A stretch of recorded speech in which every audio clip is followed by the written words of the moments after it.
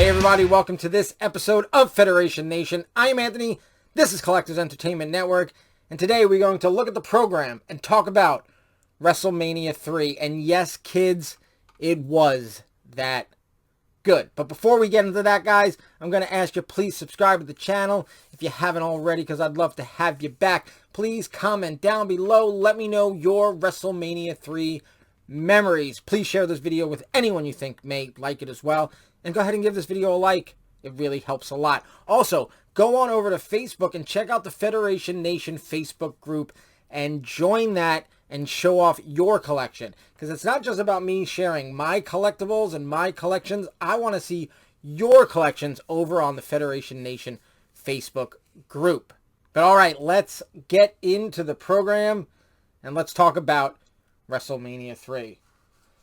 Here is the program. This was not a newsstand issue. This was one I got as a back issue. So it is as close to the original as you can. Because number one, I believe they were on newsstands because a lot of the others were.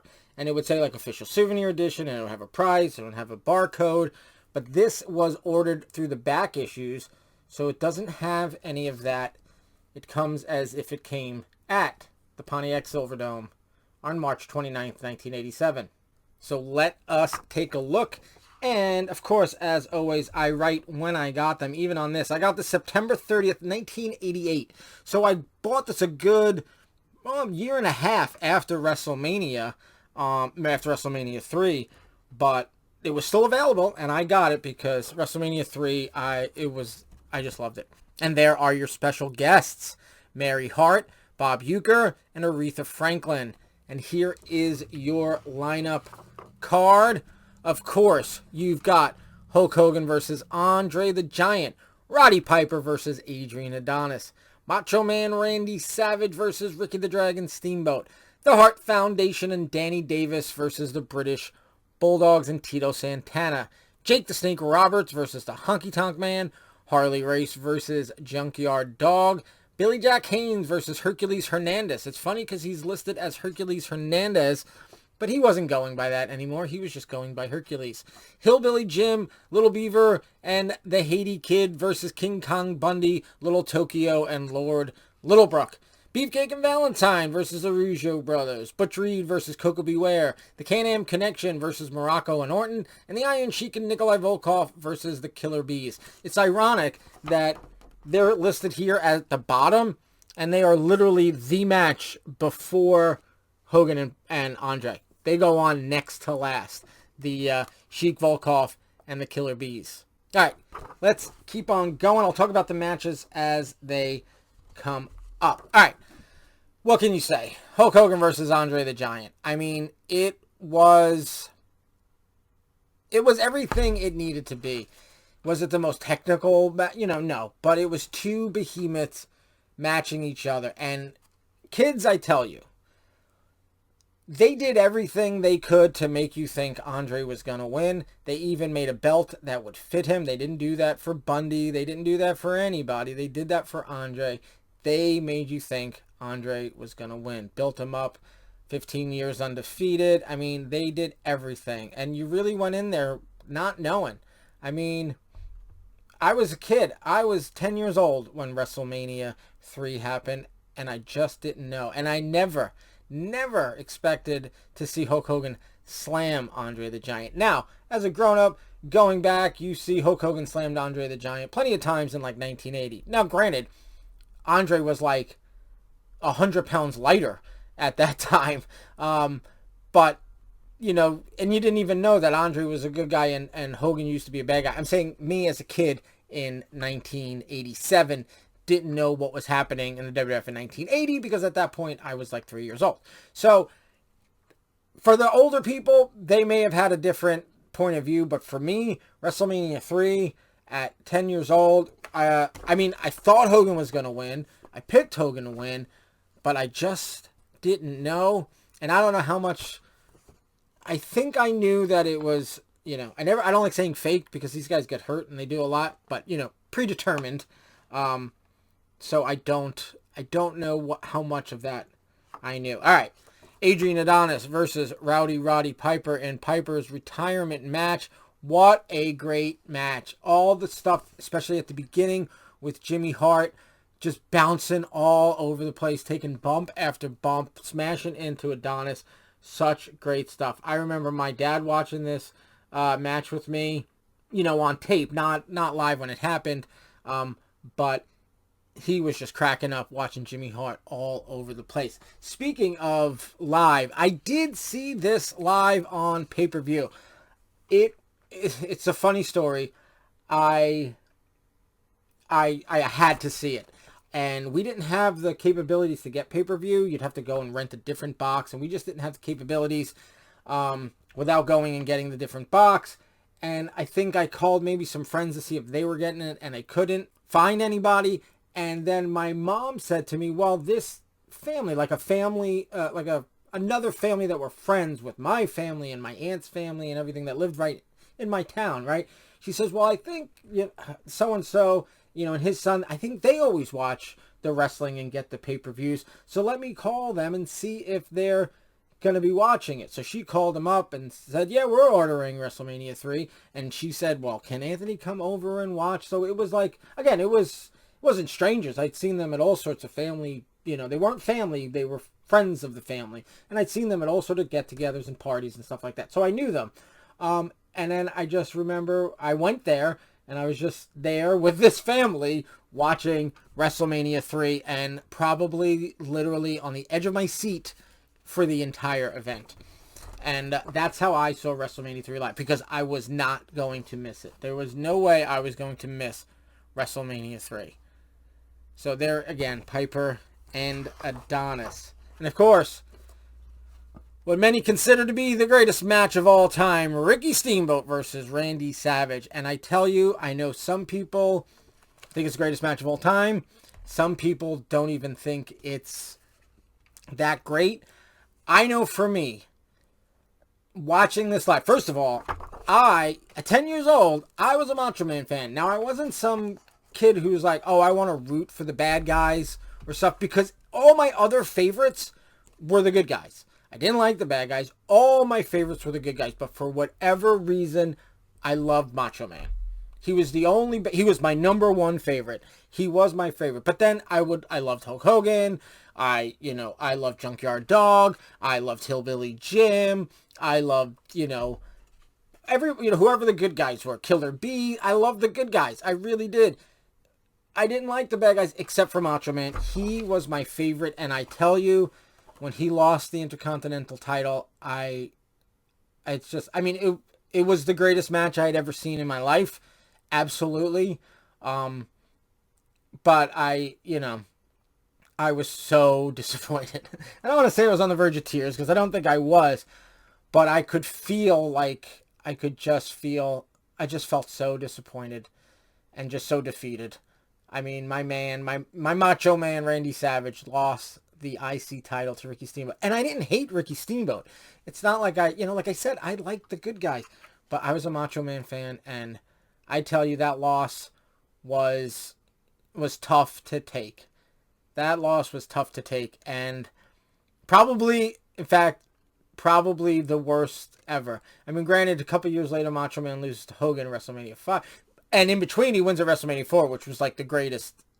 WrestleMania 4, when he wins the title, made me feel vindicated of all those years. I was a Macho Man fan when he was a bad guy and nobody liked him, and I was. I did like him, and I was a fan, so that was great. But anyway, I'm talking WrestleMania 3 today, and I am telling you, I was so disappointed and so devastated and so defeated when the Macho Man lost.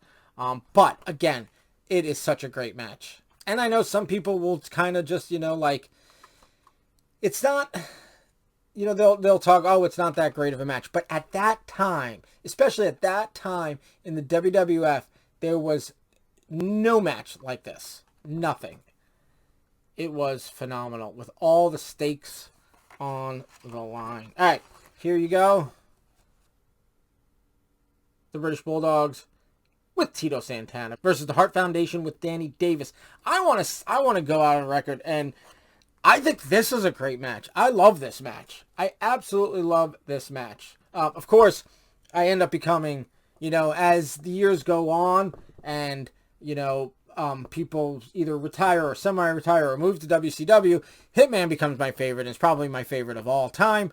But back then, it wasn't a matter of Hitman. In fact, I was rooting for the Bulldogs and Santana, of course. But I love this match. And I saw an interview recently, pretty recently, with Bret Hart, and he said that I think he got hit in the eye or something happened at the beginning of the match, and he basically couldn't see, or something was wrong, and something like he couldn't see out of one of his eyes for like most of the match, or he was concussed, or something happened. Something happened at the beginning of the match, and Bret doesn't, he doesn't look at it too fondly, but I love this match. So Bulldogs and Santana versus the Harts and Danny Davis. And of course, Jake the Snake versus the Honky Tonk Man, featuring Alice Cooper. Of course, when Honky Tonk hits Jake with the guitar, that was Jake's face turn. This was a pretty good match. It is what it is. But, everything about WrestleMania 3, this is the thing. With very few exceptions, most of these matches are culminations of feuds that have lasted either months or years. So obviously you've got the Hogan-Andre feud. That's only months, but they make it seem like it's a build-up for years. You've got Steamboat and Savage. Again, it's only months, but it's like 6 to 8 months. Like, it's a pretty long feud. Piper and Adonis, that's been going on since like fall of 86. So that's a good like 7-8 months. And then you've got you've got Honky and Jake. So that's a feud. Like, these are all the payoff matches. Pretty much all of them, with the exception of a few, which we'll get to. But these are all payoff matches. Here's a feud that have been going on for a few months. Harley Race versus Junkyard Dog. That right there was a feud that had been going on for a while. And then when you look at the Steamboat Savage match, George the Animal Steele's in there. And that's a feud that Macho Man's had since since early 86. So that had been going on, and that was sort of a blow off part of that too, because although they still, I think, fought at Saturday night's main event, I swear Macho Man and George the Animal Steele, they had to face off at least 3 Saturday night's main events. At least 3.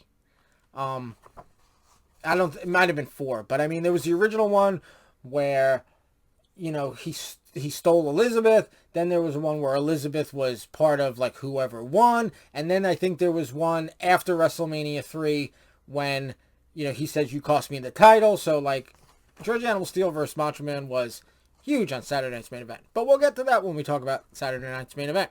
All right, Harley Race versus Junkyard Dog, another feud that had been going for months. Here you go. You've got Hercules and Billy Jack. That was another feud that had been going for months. And again, look, Billy Jack Haynes versus Hercules Hernandez. He was still being billed as Hercules Hernandez, but he was never being announced as such, especially at this point. In fact, I'm pretty sure once he, it wasn't once he went to Bobby Heenan, because he was on Saturday night's main event. In fact, when he first went to Bobby Heenan, November 86, that's Saturday night's main event, which I still have my recorded off of TV copy of that. But he was still Hercules Hernandez. But by the time WrestleMania 3 came, he was being introduced only as Hercules. All right, special 6-man tag team match. You got Bundy and Lord Littlebrook and Little Tokyo versus Hillbilly Jim, Little Beaver and the Haiti Kid. This wasn't so much of a long... I think they built up a little bit of a feud right before, just to sort of have the match. But look at King Kong Bundy. WrestleMania 2, he's in the main event for the world title in a steel cage. And the following year, he's going in a special 6-man tag with Little People. So, I don't know about that. All right, here are some of the matches that are not quite rivalries. You've got Beefcake and Valentine versus the Rougeau Brothers. Good tag team match. Obviously, this is where Beefcake turns face. He goes, I think he goes to like hit the guy, and of course he moves out of the way. One of the Rougeaus moves out of the way, and he hits Valentine. But eventually, Dino Bravo comes in and saves the day when they've got Valentine like pinned. Dino Bravo comes in off the second rope, gives him an elbow or an axe handle.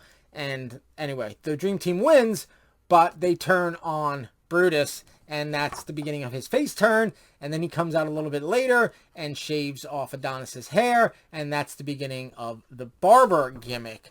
What else you got? You got Coco and Butch Reed. I don't really think that was a feud. It was a pretty good match, decent match, but there really wasn't much of a feud. Can-Am Connection versus Morocco and Orton. That actually is the opening match of the event. And again, that isn't really a feud, so to speak. And Sheik and Volkov versus the Killer Bees. That, again, is not a feud. But what does happen in this match is they win. Sheik and Volkov win because Hacksaw Jim Duggan comes out and hits the Sheik with the 2x4, I think, when he's got one of the Killer Bees in the camel clutch. And so he ends up getting the Bees disqualified. So that was a good match just for that. So there is feud in there, but that was sort of the beginning of the feud. And then, of course, very shortly after, Sheik and Hacksaw, you know the trouble there. They get pulled over, and they have things on them that they shouldn't have on them, and they both get suspended. And Hacksaw comes back relatively quickly, but Sheik ends up not being back for a few years, and then comes back when Slaughter comes back. All right, so that is your WrestleMania 3 program. And again, guys, I just want to say that seeing this live, it's still, to me, the pinnacle of WrestleManias. There have been great WrestleManias since. I mean, I loved WrestleMania 4 with Macho Man winning. WrestleMania 5 is a great event. I didn't like Hulk Hogan. I didn't like Macho Man losing. WrestleMania 6, I feel, was a great WrestleMania. WrestleMania 7 was really good. I mean, the Macho Man Warrior match I loved. There was just such great ones. But to me, nothing ever beats WrestleMania 3. Whether it was because of, how, like, I was just in the peak of my fandom at WrestleMania 3. Like, it was white hot fandom that I had at WrestleMania 3. 10 years old. I mean, 1987. It was the perfect time to be a 10-year-old kid and a wrestling fan. WrestleMania 3, 1987. I don't know what else I could say about it, but guys, kids who weren't around yet, or kids who were too young, I'm telling you, yes, it was that good. You can't look back at it now and then compare it to things that have come, because things evolve, and maybe it doesn't hold up. Things don't hold up quite as well, but I'm talking about at the time, it was the peak of the WWF and the peak of WrestleMania. It was so awesome. All right, that's it for this week, guys. I hope you enjoyed looking through the WrestleMania 3 program, getting some of my takes on WrestleMania 3.